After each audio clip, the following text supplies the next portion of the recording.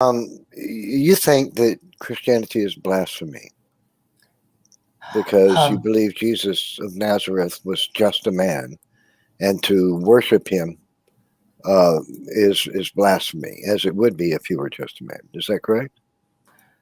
yes, because I believe that the worship of anything that isn't God is idolatry. Yes. Yes. So this is something that occurred to me because I know the Ten Commandments forbid idolatry, and I also know that Jesus was convicted of blasphemy, wasn't he? Yes, he was. Mhm. Yes, because he stated that he was God in human flesh, and for this they crucified him. It was the excuse they were looking for.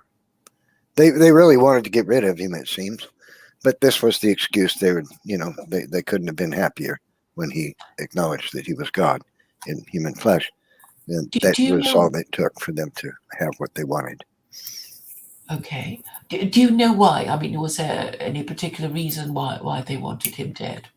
The Pharisees in Well, particular, or it would seem that he was undermining their authority and making it clear that they didn't understand God or the scriptures as the way they wanted to, and they were not sharing the truth of them, the meaning and the message of the scriptures, the heart of the scriptures with the people. And they were setting themselves up as mediators between man and God. And but they were priests. This is it was a priest who were after Jesus, so wasn't it? this is why Jesus said, he pointed his fingers at them and said, vipers. He called them vipers. And he pointed out that they don't know the scriptures like they ought to, or that they say things that contradict what the scriptures teach, or that they ought to know better. He even said to Nicodemus, you know, Sorry, who was Nicodemus? I'm not familiar he with was a his name. chief priest, one of the chief priests of Israel. Right. And what did Jesus say to He Nicodemus? said, um, uh, uh, "Marvel not that I said a man must be born again." Uh, he said the spirit moves, and he said the wind moves and lists, and you don't see it. And he says, if I tell you spiritual things and you don't understand, earthly things and you don't understand, how is it you'll understand when I tell you of spiritual things? So And this was in what verse was this? I don't recall the verse. It's I don't remember which book and chapter. Uh, this is a New Testament, though, isn't it? Yes, of course. Yes, I think it's John, if I'm not mistaken.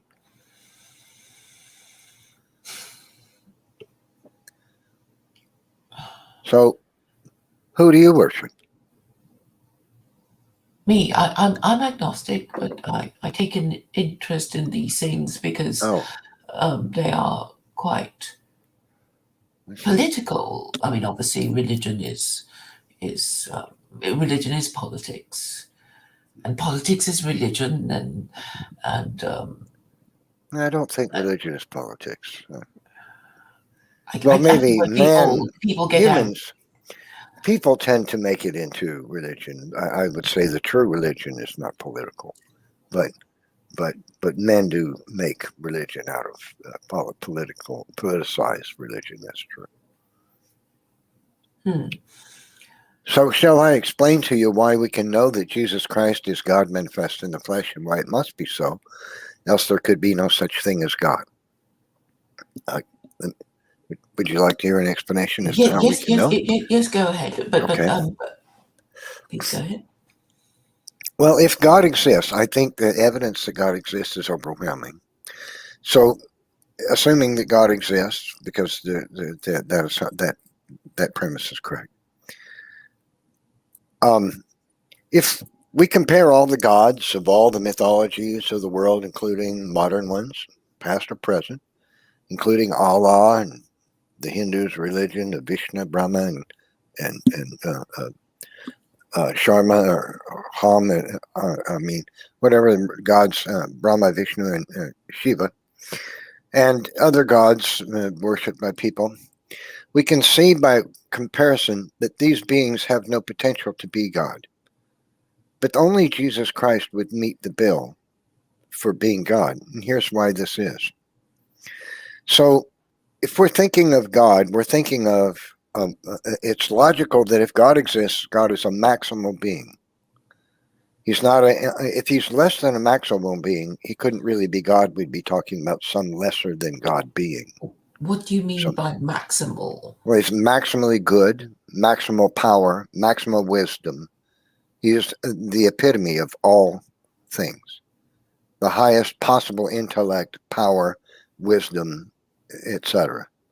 Having never having a beginning, having always existed, will always exist. No thing can harm him, maximal being.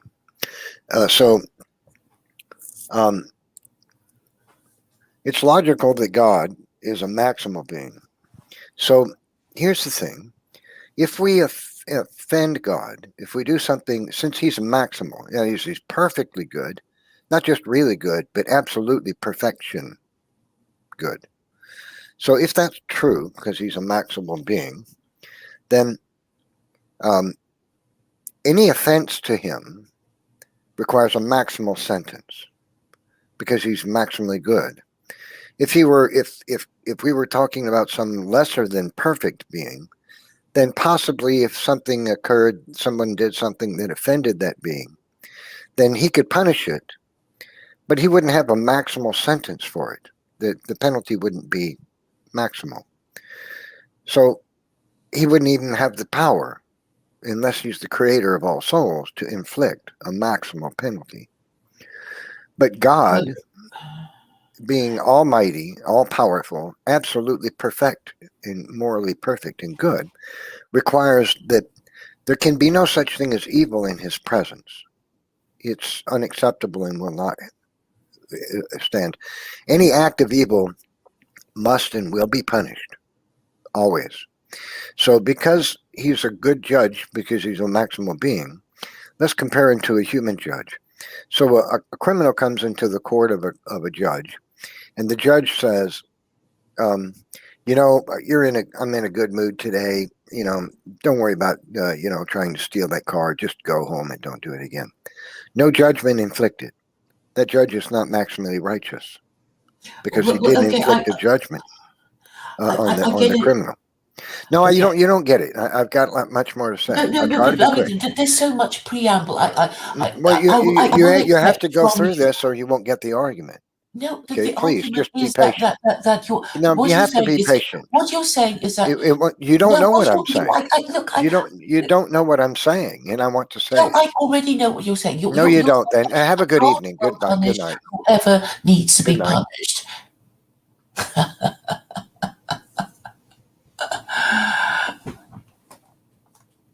Right. Sorry, it has been particularly entertaining, but 4 people here.